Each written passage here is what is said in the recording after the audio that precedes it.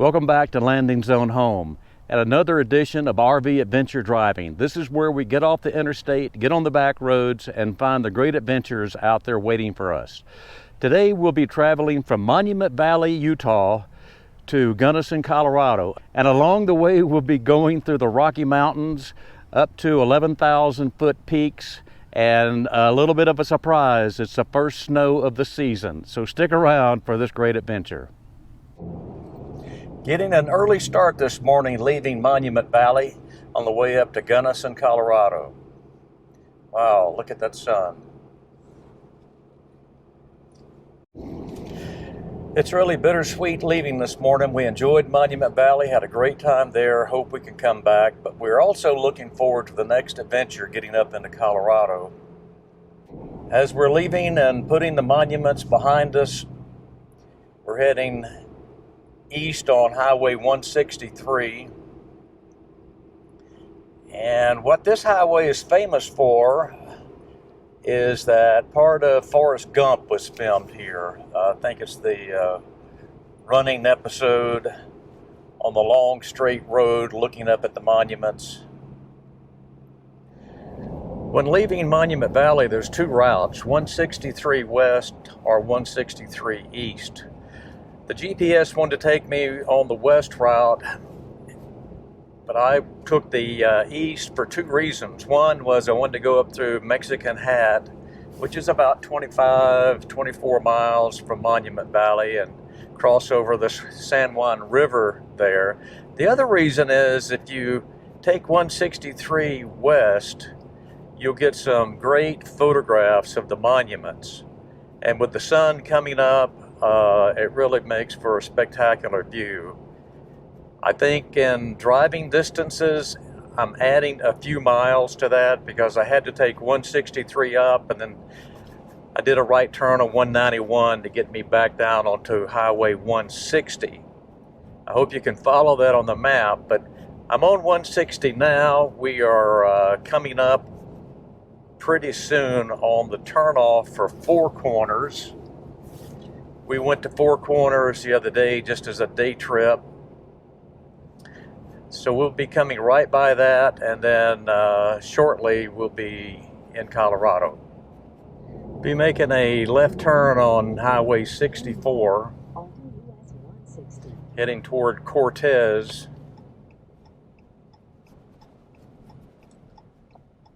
It's also continuing east on 160.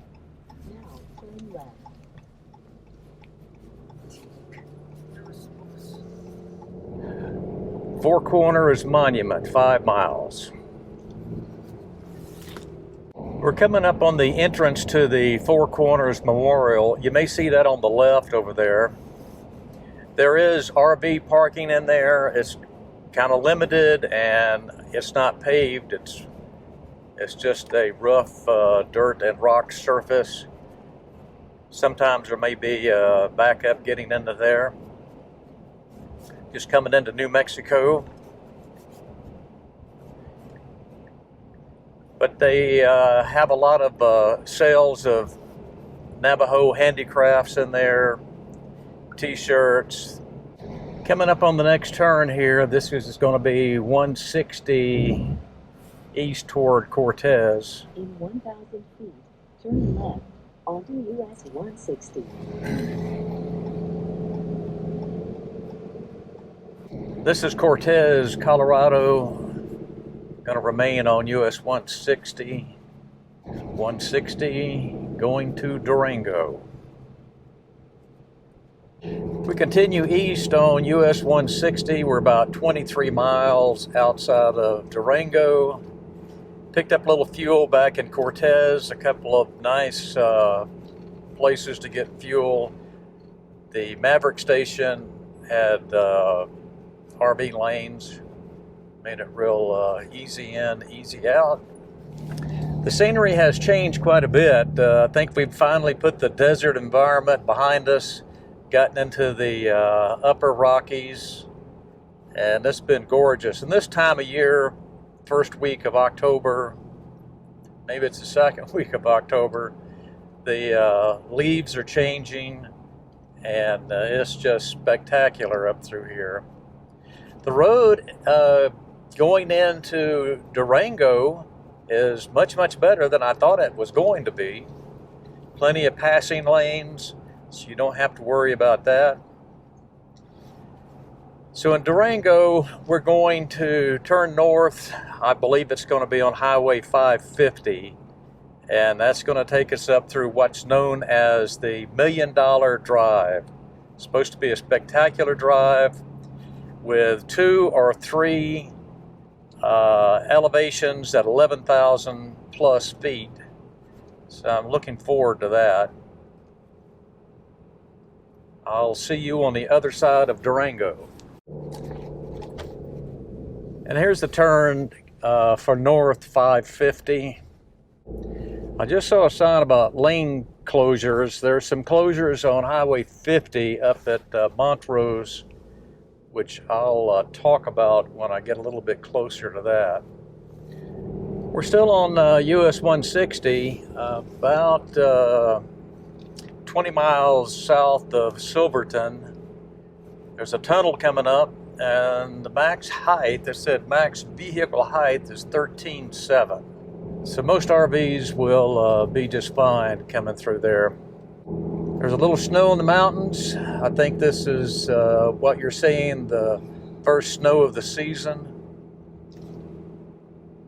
Today being October 10th, I believe. It's funny how when you're on a long RV trip, you tend to lose track of the days of the week and the dates. But having a schedule to keep you on track with your reservations is pretty important. And that's another reason I like using RV Trip Wizard, is it has a schedule, it shows all your stops, when you're due in, when you're due out, and it really helps to keep me on track.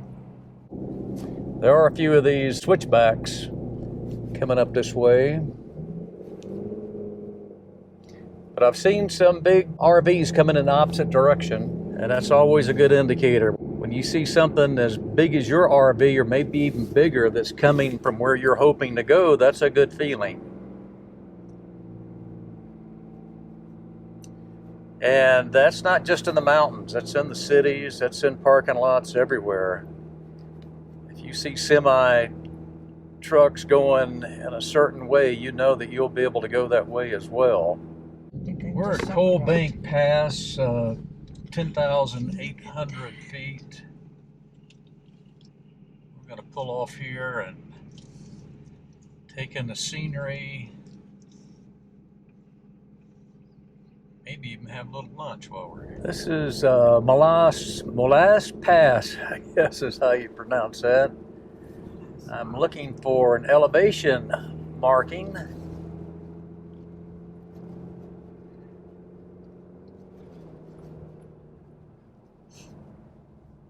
Simply beautiful up here. In my last video, I briefly mentioned about exhaust brakes and how diesel vehicles will have an exhaust brake. It really saves your wheel brakes. This grade we're coming down now has been pretty steep and pretty long, and I haven't had to use my wheel brakes once. So as far as an advantage of diesel is the exhaust brake if you're going to be driving a lot in the mountains.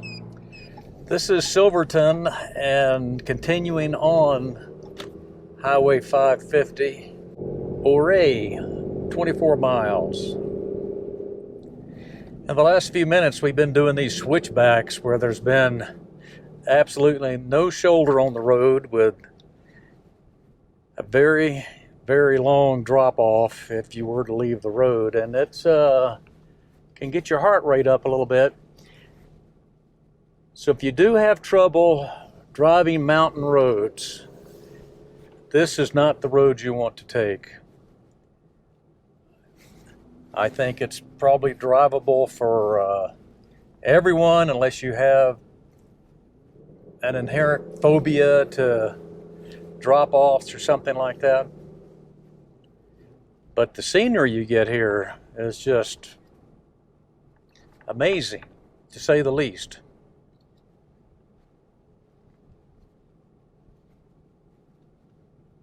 See those drop-offs right there?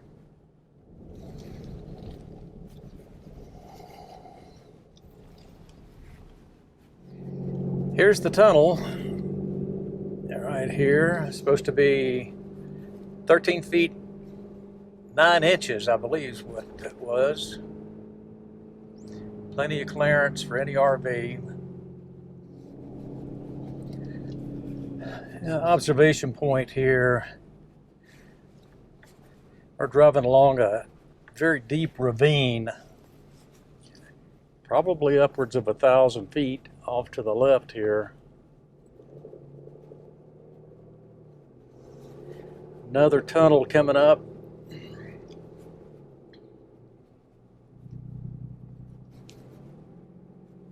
Now this tunnel's marked 13 feet 7 inches.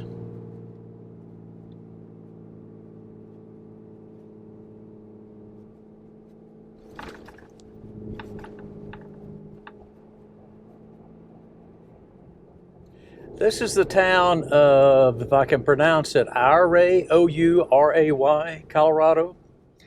So a sign that said Switzerland of America.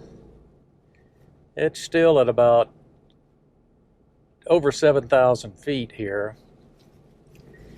There are some campgrounds here, a lot of opportunities for hiking and sightseeing and history. Looking around, I can tell there's going to be some great restaurants here.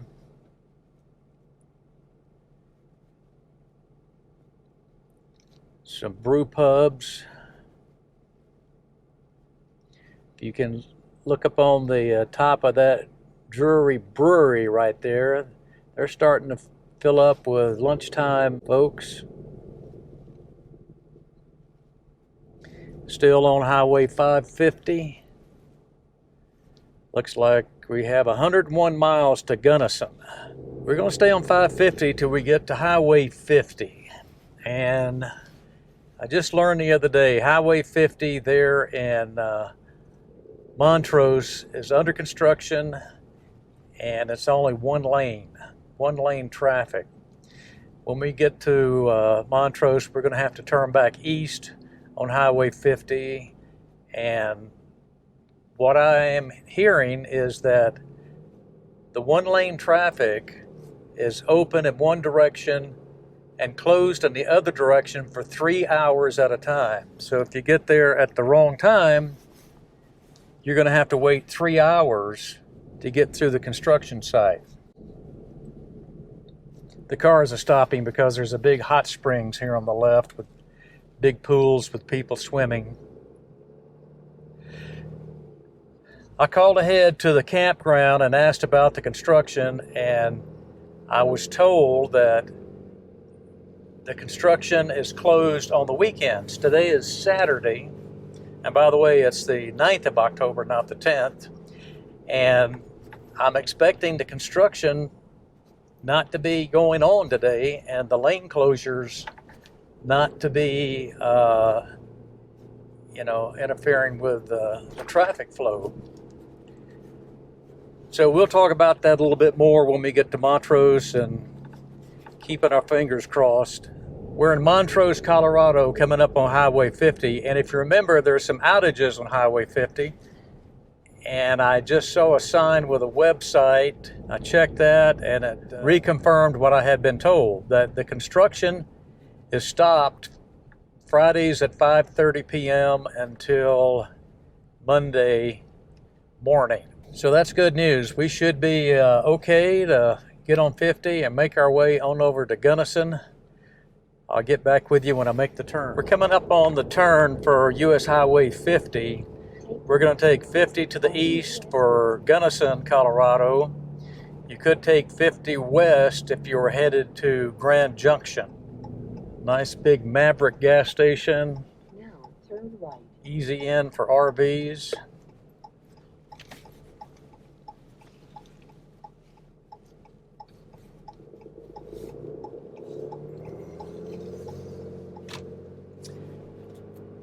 About 64 miles into Gunnison from here. We're 20 miles west of Gunnison. We're catching just a little bit of rain, and the temperature has dropped. Coming across the reservoir here. And I don't know if you can see it, but the reservoir looks like it's down about 30 feet. Here we are at our Gunnison campground, coming to a conclusion for this trip. It was a great ride through the mountains, and as promised, we drove up over some 11,000 foot peaks, and we did see some early snow up there on the mountains, which was pretty magnificent. I'd like to see that in a couple more weeks. But part of that road will be closed for the winter, or at least closed for portions of the winter, as this KOA here in Gunnison will be closing for the winter in 4 days. They close down on October 15th for the winter. So as we pull into the Gunnison KOA, we've got quite a welcoming committee here. We've got pigs and sheep, and there's some burros walking around. So this looks like it's going to be a fun place to stay. So let's wrap it up, and if you like the video, please give it a thumbs up, share it with your friends, click the subscribe button, and until next time, thanks for watching.